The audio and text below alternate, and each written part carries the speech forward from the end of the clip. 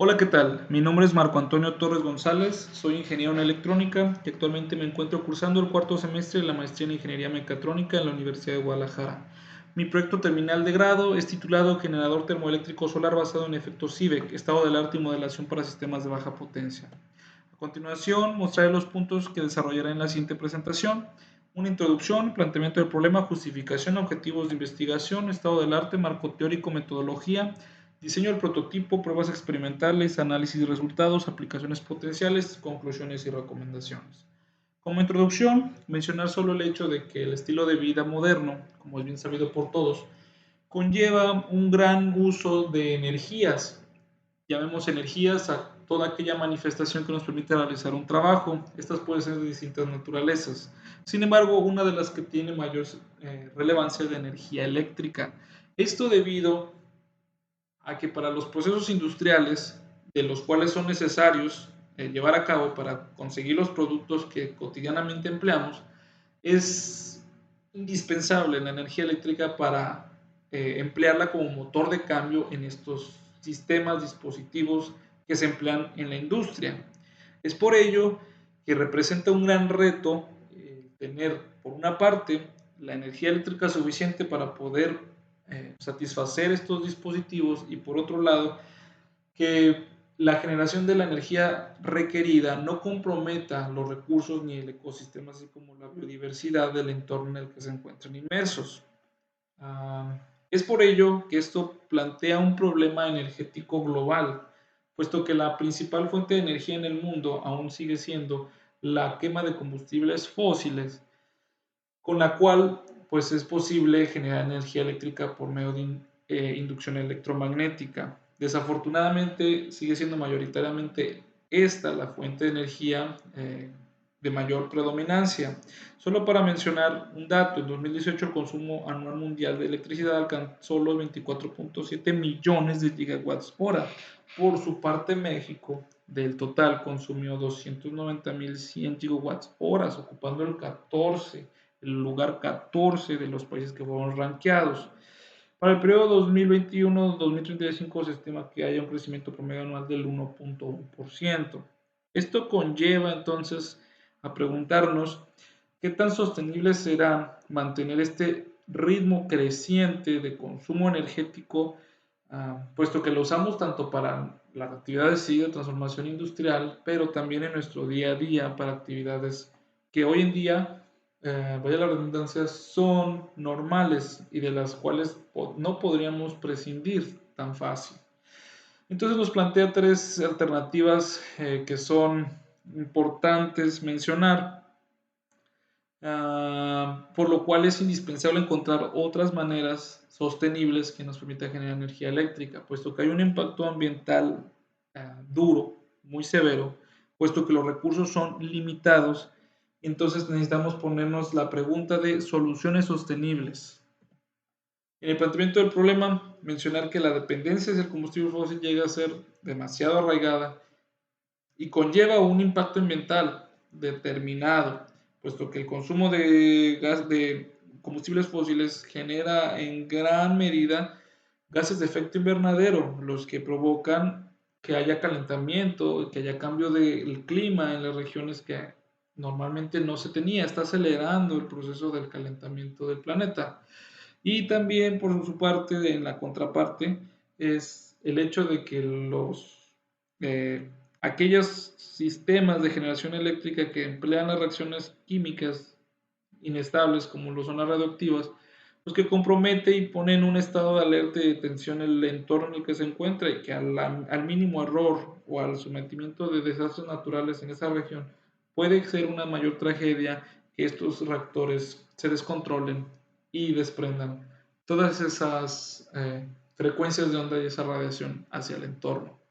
Entonces necesitamos alternativas que sean sostenibles. Como justificación mencionar que el presente ejercicio de escritura nace de forma exacerbada en un contexto global carente de alternativas sostenibles y eficientes que sean capaces de ser viables ante los generadores eléctricos que basan su funcionamiento en el uso de combustibles fósiles.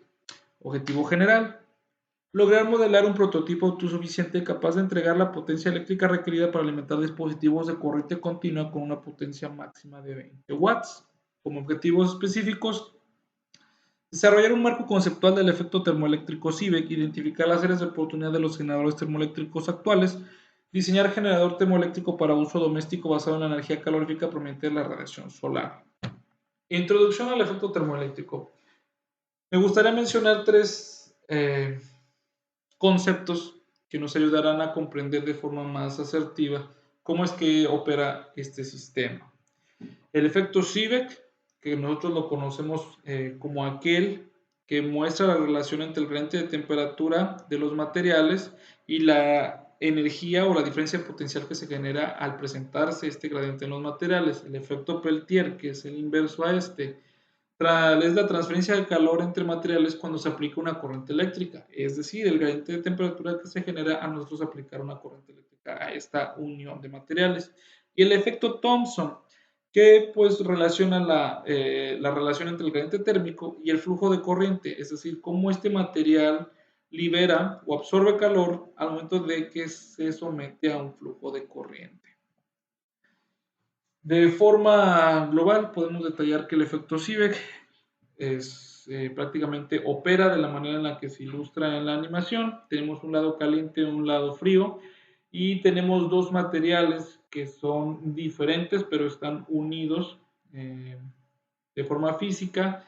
Es un material mayoritariamente se emplean semiconductores que tienen un dopaje determinado, el material P y el material N, que nosotros entendemos que ese tipo de materiales se caracterizan por tener un exceso o una carencia de portadores de carga libres, es decir, que pueden tener un exceso de electrones o una carencia de ellos. Al momento de unirlos, pues existe una interacción a nivel atómica, subatómica, en el que los niveles de Fermi se regulan y los niveles de energía entre las bandas de conducción y las bandas de valencia permite que haya este exceso o decadencia.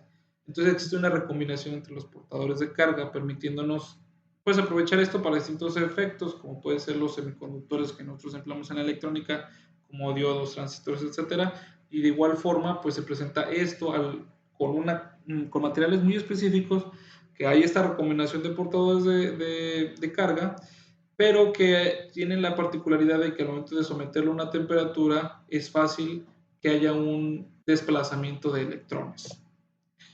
Como antecedentes históricos, mencionar que en 1821 Seebeck realizó el hallazgo de conectar los materiales distintos en un circuito y ver cómo la aguja de una brújula experimentaba desviaciones. 3 años después, Peltier descubrió que era posible generar calor al aplicar corriente a esta diferencia de materiales. Y William Thomson, también conocido como Lord Kelvin, dedicó décadas para proporcionar explicaciones detalladas de estos efectos, cómo se relacionan. Y bueno, el tercer efecto que mencioné, que nos muestra esa relación entre el material cómo absorbe o desprende calor al momento de que se interactúa la corriente, es decir, que hay los dos elementos, una diferencia de temperatura o una temperatura aplicada, una corriente, y ver cómo esta relación existe, cómo se relacionan estos dos fenómenos en el hecho de absorber o generar calor. Bien, como estado del arte mencionar que esto de los generadores termoeléctricos no es, si bien algo que tenga un marco conceptual tan robusto, sí hay aplicaciones en concreto que se han realizado empleando este fenómeno. Uno de ellos es el Thermoelectric Generator, que fue por Eduardo Volatti, que consiste en que en las zonas más alejadas, en las que él consideró viable, someter un módulo Peltier a esta diferencia de temperatura, considerando utilizar la mecha que se produce por la combustión de gas LP, como esto irradiaba la celda y con la diferencia de temperatura de ambiente por medio de esta regulación térmica adicionado a un sistema de refrigerante, podríamos generar una corriente eléctrica, es decir, se empleaba el combustible y la energía necesaria para el equilibrio térmico, un disipador, un sistema de refrigeración, y nosotros obteníamos energía eléctrica. Este sistema de refrigeración no necesariamente compromete más energía eléctrica para poder emplearlo, pero en su investigación lo detalla que se basa más en el flujo de un líquido que nos permita a nosotros refrigerar en cierta medida la celda que él empleó. Por otro lado, la compañía Matrix utilizó el PowerWatch, que pues, es un reloj comercial que se encuentra en el mercado, el cual pues no tiene batería y su funcionamiento se basa simple y llanamente en el efecto Seebeck al momento de que nosotros con nuestra temperatura corporal y la diferencia de temperatura del ambiente podemos generar esa discrecionalidad para alimentar el reloj. Ahora es importante mencionar que este efecto se contrasta con los paneles fotovoltaicos tradicionales que nosotros estamos acostumbrados a ver, que son los más utilizados. Estos también tienen un semiconductor, usualmente silicio, y su diferencia con los paneles termoeléctricos es el hecho de que estos paneles semiconductores aprovechan el espectro electromagnético de radiación solar, es decir, que ellos pasan su funcionamiento a ser por parte de las frecuencias de onda que irradian el panel, permitiendo que la composición del semiconductor que conforma el panel solar permita que haya ese cambio energético de niveles, generando así un desplazamiento de electrones y con ello una diferencia de potencial. Se aprovecha la radiación. Sin embargo, estos paneles tienen una deficiencia que de poco se habla al respecto, es el hecho de que al momento de que aumenta su temperatura, el semiconductor se comporta de otra manera, ya que los semiconductores al someterse a distintas temperaturas adquieren distintas propiedades, lo que provoca que la eficiencia disminuya al ser más lenta esta transferencia de nivel energético, por lo que al momento de que se calienten estos paneles solares son poco eficientes, lo que contrasta con el hecho mismo de que la mayoría de los paneles solares, como están expuestos a la radiación solar, que adicional a las diferentes frecuencias de onda, también generan que haya un aumento de temperatura natural, pues nos contrasta el hecho de que si bien la radiación electromagnética nos permite nosotros generar energía, también se aumenta la temperatura y baja la eficiencia, que es el reto que tienen este tipo de dispositivos, poder compensar ello y aumentar la eficiencia sin comprometer, valiéndonos, más bien aprovechando el hecho de que la temperatura también aumente, también permita tener una eficiencia correcta. Para nuestra metodología de investigación empleamos estas etapas, que fue básicamente el desarrollo conceptual del efecto termoeléctrico, es decir, generar en etapa 1 y etapa 2 un marco conceptual sólido. En la parte 3, diseñar y modelar matemáticamente cómo es que nuestra propuesta podría funcionar. Ahora, en la etapa 4, diseñar la estructura de los paneles termoeléctricos. 5, diseñar el circuito para la distribución de energía. 6, el diseño del mecanismo de calefacción y refrigeración de los paneles. Y 7, evaluar el desempeño del dispositivo para que con ello nosotros, teniendo un prototipo en la etapa 8, poder registrar estadísticamente qué tan eficiente es este sistema. En la modelación matemática, para no entrar a más detalle, mencionar que partimos de las tres ecuaciones, el efecto Peltier, que muestra, como ya lo había dicho, esa relación entre el coeficiente de Peltier y la corriente eléctrica, lo que nos genera pues una cantidad de calor absorbido liberado por parte del material. El efecto Seebeck, que es lo inverso, que nos permite obtener la relación del voltaje generado conforme en proporción al coeficiente de Seebeck y la diferencia de temperatura que fue sometido ese material. El efecto Thomson, que es un poco más complejo, pero podemos emplear su expresión reducida, en la que la cantidad de calor producto de este efecto es directamente proporcional al coeficiente de Thomson del material por la corriente eléctrica que fluye por el gradiente de temperatura, que es Tc va a ser la temperatura del lado caliente, menos Tf, que es la temperatura del lado frío, sobre la longitud transversal del material. Ahora, como si bien está conformado la celda Peltier por dos materiales diferentes, estos están relacionados porque tienen una unión física. lo que va a permitir que, si bien está separada la parte caliente de la parte fría, o la parte que genera calor y la parte que generará frío están diferenciadas, hay una correlación porque están unidas físicamente, por lo que es importante considerar la ley de Fourier. La ley de Fourier nos muestra la relación que existe entre la transferencia de calor de un material al otro. Simplificada, para no entrar a su comportamiento dinámico, podríamos decirlo que la literatura nos muestra que podemos resumirla como que el calor de conducción es igual a la diferencia de temperatura Tc menos Tf sobre la resistencia del material, la resistencia térmica del material. Ahora, cuando nosotros hacemos transitar una corriente eléctrica a través de cualquier material, se genera un efecto Joule, que esto va a ser una pérdida o una ganancia, depende cómo lo vean en términos térmicos. Pero para términos eléctricos, pues es una pérdida, puesto que se hace fluir la corriente y parte de esa energía, de la energía que está presente en ese momento, se disipa en forma de calor. Entonces es importante considerar el efecto Joule. Considerando esto, ahora podemos analizarlo no desde la parte eléctrica, sino desde una visión desde la termodinámica, en la que podemos decir que este dispositivo opera como una bomba de calor. Una bomba de calor es un dispositivo que muestra la relación entre el calor generado y el calor absorbido. Entonces tenemos esta expresión que nos dice que QC, donde es la temperatura caliente, es igual a menos la temperatura fría, el calor absorbido.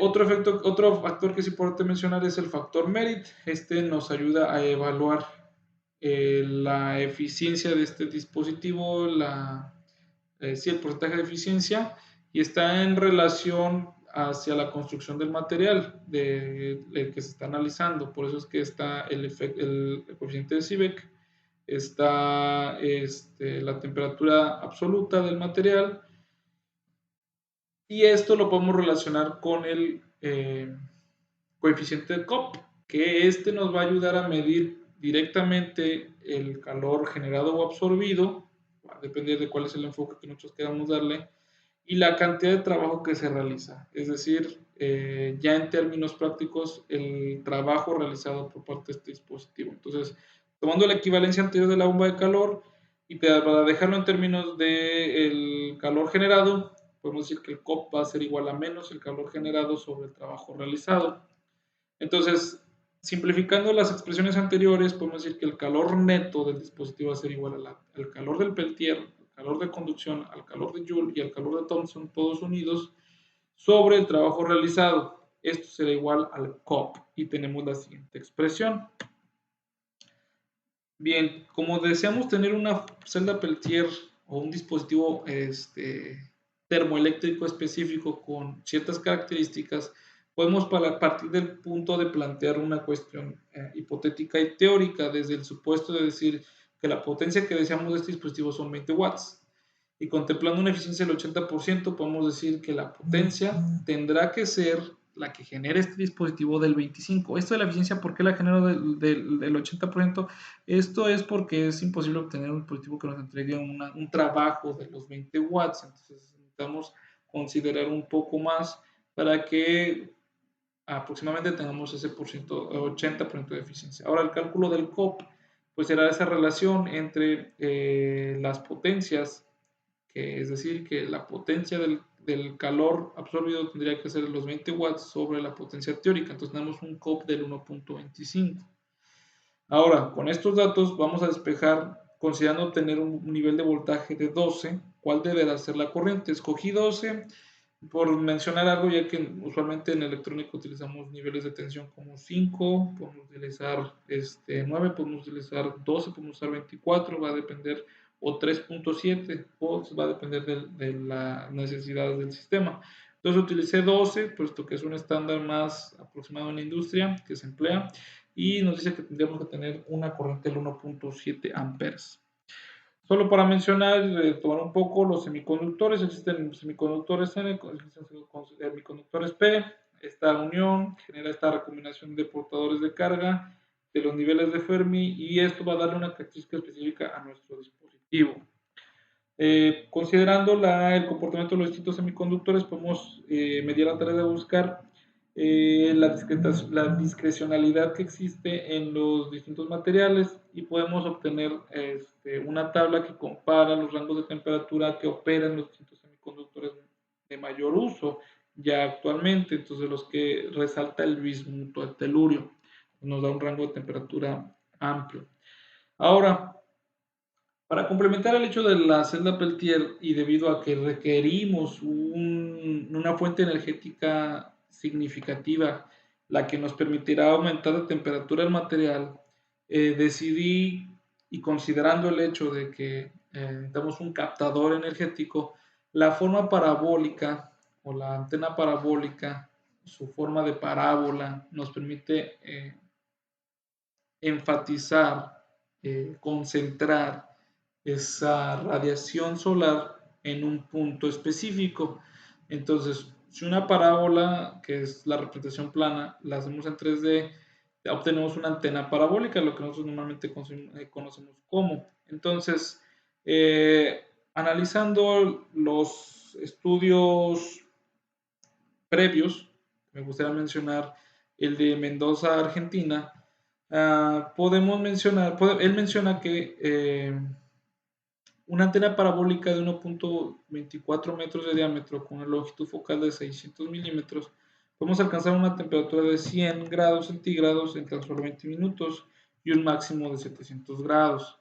Ese estudio nos permite entonces tomar como referencia el hecho de que sí, con una antena parabólica es fácil concentrar y hacer énfasis en cómo focalizar la radiación solar y con ello aumentar la eficiencia del dispositivo con este tipo de parábolas como la que él utilizó. Ahora, también estoy tomando otro estudio técnico que realizó Hernán Alberto González Rojas, que él tomó una celda Peltier comercial y la sometió a energía eléctrica, le aplicó voltaje y observó que había un consumo de 70 watts a 4.41 volts, que era el voltaje nominal, y obtuvo un gradiente de 115 grados Kelvin. Entonces, lo que nos permite a nosotros poder tener un referendo de que la celda Peltier teórica que podríamos modelar y construir o al caracterizar alguna ya existente, tendríamos que obtener un gradiente aproximado por parte de la energía eléctrica, a la energía solar, perdón. Es decir, necesitamos ese gradiente de 115 grados Kelvin aproximado para poder obtener esa eficiencia aproximada para una celda comercial, que es la que él empleó. Ahora, cuando sustituimos todos los valores, la diferencia de voltaje, la diferencia de temperatura, la temperatura del lado caliente, la temperatura del lado frío, la resistencia, la resistividad, la conducción térmica, la corriente, el área de trabajo, el coeficiente de Thomson, la potencia suministrada, el COP, nos quedaría nada más la variable que es el área transversal del dispositivo, en este caso, pues sería L y la podemos traducir como el grosor de la celda. Entonces, sustituyendo y despejando de ahí L, podemos obtener esta ecuación de segundo grado y obtenemos un grosor teórico de 171,89 metros. Me di la tarea de hacer la simulación del comportamiento de esta función, focalizando en dos parámetros, el trabajo realizado en función de la temperatura y vemos un comportamiento de un sistema de primer orden. Y también de la misma forma, al momento de nosotros valorar los distintos posibles valores de L y cómo se va a la potencia. Si bien este enfoque de este modelo nos permite visualizar cómo es que se comporta la celda Peltier, en términos prácticos también observé que muchos teóricos en materia utilizan el modelo Lumpet Element, el cual nos permite de forma simplificada valorar cómo es que se comportará la celda. Entonces, me di también la tarea de emplear una interfaz en MATLAB que me permitiera manipular los distintos valores de L, de corriente, de temperatura para ver el punto operativo de la celda y bueno, escogí un punto en el que me pareció que obtenemos la potencia o aproximada una potencia funcional del 28 con una diferencia de temperatura de 33. Entonces, Este modelo nos permite visualizar de forma más fácil el punto operativo del sistema. También para comprobar estos hechos, bueno, me di la tarea de modelar la mecánica del modelo de, vaya la redundancia, del diámetro de una antena de 150 centímetros. Y también en ANSYS me di a la tarea de modelar la celda Peltier teórica o ideal que deberíamos construir para poder obtener los resultados esperados. Y en esta pues podemos ver que con las dimensiones anteriormente descritas vamos a obtener un voltaje de 1 volt por cada una de las celdas. Cabe mencionar que estas celdas pueden ser conectadas de distintas formas en serie paralela para seguir aumentando el voltaje. Y bueno, vemos la dinámica de cómo es el gradiente de temperatura la diferencia potencial generada. Ahora, debido a que resulta ser un poco costosa la manufactura de una celda en Peltier en específico, encontré una que llamó la atención, que es comercial, poco comercial, pero que sí lo es, que solamente hay un proveedor que la genera, y que tiene este preciso enfoque de emplear para aprovechar la energía térmica y transformarla en energía eléctrica. Entonces esta celda nos muestra al fabricante un comportamiento en proporción de cuánto es la energía que se logra convertir de temperatura a energía eléctrica. Nos dice que soporta un máximo de 400 grados centígrados con un gradiente térmico ideal de 270 grados centígrados. Entonces, pues más o menos esto es posible y podemos emplearla para valorar cómo es que se comporta un prototipo con el siguiente sistema. Ahora, uno de los principales retos del sistema termoeléctrico basado en la celda Peltier, o basado en un sistema termoeléctrico, es el hecho que necesitamos mantener y garantizar la diferencia de temperatura en todo momento. Entonces, teniendo ese reto, me di a la tarea de buscar alternativas que nos permitan, si bien refrigerar la celda Peltier y poder obtener la diferencia térmica del lado caliente al lado frío el mayor tiempo posible y poder garantizar ese gradiente térmico, pero que también no comprometa un uso exacerbado de energía eléctrica o de algún otro recurso energético, porque si no, ¿cuál va a ser el sentido? Buscamos tener un sistema autosuficiente. Entonces, con base a esto, me di a la tarea de buscar esta interconexión y pues generé este diagrama de flujo en el que el centro pues es la celda Peltier. Vamos a obtener un sistema de monitoreo en tiempo real por medio del Arduino. El Arduino nos va a estar monitoreando por medio de dos sensores de temperatura DS18B20 que utilizan un protocolo de un solo cable para comunicarse. Entonces vamos a poder escoger en todo momento cuál temperatura queremos leer. Mi plan es leer ambas y graficarlas. Vamos a estar leyendo y sensando la temperatura en tiempo real. Después, estos datos van a ser almacenados al Arduino y vamos a transferir estos datos hacia la computadora y poder visualizarlos en MATLAB. Cuando el gradiente de temperatura no sea el ideal, es decir, vamos a poner una condición para que cuando el gradiente de temperatura salga de los 270 que marca el fabricante, vamos a activar dos rutinas. Una de ellas va a ser valorando la temperatura del lado frío, que debe de mantenerse idealmente en 30 grados. Cuando esa temperatura aumente de esos 30 grados, se energizará un sistema de refrigeración el cual está basado en el flujo de un líquido. Es un sistema que se emplea mucho en los procesadores de computadora, que es una refrigeración por medio de la circulación líquida, vaya la redundancia, de un refrigerante, y esto va a permitirnos regular la temperatura. No obstante, como ya vimos en los ensayos previos, la temperatura que puede alcanzar un objeto expuesto al sol a pleno tiempo nos puede llegar a ser muy elevado, y por ley de Fourier pues vemos que hay una conductividad térmica entre los dos lados que conforman la celda. Entonces, cuando este sistema de refrigeración denominado Kraken no sea lo suficientemente para poder mantener la temperatura y con ello el gradiente de temperatura, aplicaremos un sistema de recursividad energética, es decir, por medio de un relevador de estado sólido se cortará la carga, porque todo esto va enfatizado a tener un banco de baterías que va a ser cargado por medio de este sistema. Se cortará el sistema de carga de estas baterías por medio de un relevador de estado sólido y empezaremos a accionar otro, el cual inyectará energía eléctrica a la celda Peltier, y por medio de un control PID buscaremos activar la celda para buscar una respuesta abrupta y agresiva en términos térmicos, porque al momento de que nosotros aplicamos corriente eléctrica a la celda, esta funcionará como elemento disipador y generador de calor. Entonces, al momento de aplicarla, hará que se reduzca drásticamente la temperatura de la celda, permitiendo obtener un equilibrio. El PID nos ayudará a poder aplicar, conforme a la respuesta que nos esté mandando los sensores, el voltaje, el cual será controlado por PWM, para poder hacer esa nivelación energética, esa nivelación térmica de forma abrupta, en el dado caso de que el gradiente de temperatura será comprometido y que el Kraken o el sistema de refrigeración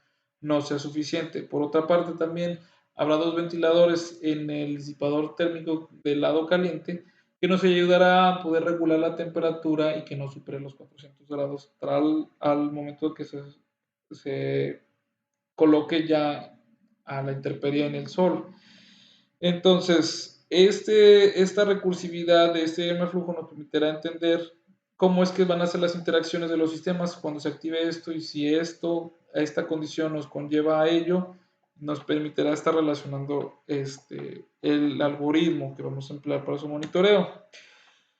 Esto es un diagrama bloques de los sensores de temperatura de la celda Peltier y cómo van a estar monitoreadas por el Arduino, y de ello a la computadora para analizar las gráficas dinámicas del comportamiento de la celda, y también pues en la sección para la carga del voltaje de las celdas Peltier, entonces digo del banco de baterías. Entonces la fuente de CD, su relevador de estado sólido, va a cargar las baterías. La fuente de CD en este caso pues va a ser a la celda Peltier. Los sensores de temperatura van a mandar la señal al Arduino, y el Arduino nos va a permitir monitorear también cómo es la gráfica de la carga de esas baterías, el tiempo, y con ello vamos a poder hacer una estadística y medir cuánto se tarda en cargar las baterías, cuánto de la carga se compromete para los sistemas de refrigeración, y poder promediar cuál es la eficiencia del sistema. Como pruebas experimentales hasta el momento, pues me he dado la tarea de analizar cuál es la dinámica del sistema, de la celda en concreto que ya adquirí, con esta celda que tiene este uso de generación eléctrica, y vemos pues en esta gráfica que se comporta efectivamente como un sistema de primer orden. El sensor 1 es el lado caliente, el sensor 2 es el lado frío. Al momento de mantener la temperatura, hay un momento en el que llega a la estabilidad, a los aproximadamente 40 grados del lado frío, y a los 65, esto aplicando un voltaje de 7, que es lo que el fabricante recomienda, y se consume una corriente de 1.08 amperes aproximadamente. Entonces, con estas condiciones podemos obtener la gráfica del comportamiento del sistema, y con la estadística, porque me dio la tarea de estos valores almacenarlos en unas matrices en MATLAB, puedo obtener la función de transferencia de cada una de las dos curvas. Estas funciones de transferencia nosotros vamos a emplear para modelar su respuesta dinámica y su diagrama de polos ceros, y comprobar si es estable o no el sistema. Como podemos ver, es estable el sistema, y pues tiene esa respuesta de primer orden con base a las funciones de transferencia que generamos tras el muestreo de la dinámica de la celda. Se obtienen las dos gráficas, y ahora con ello vamos a emplear el PID, pero en este caso vamos a usar un PID no con la clásica intención que tiene el PID. El PID se emplea mayoritariamente para buscar reducir el error de estado estable o de estado estacionario del sistema, o para buscar una respuesta más rápida o eliminar máximos sobreimpulsos, es decir, suavizar la curva, etc. Eso es la intención del PID. En este caso no.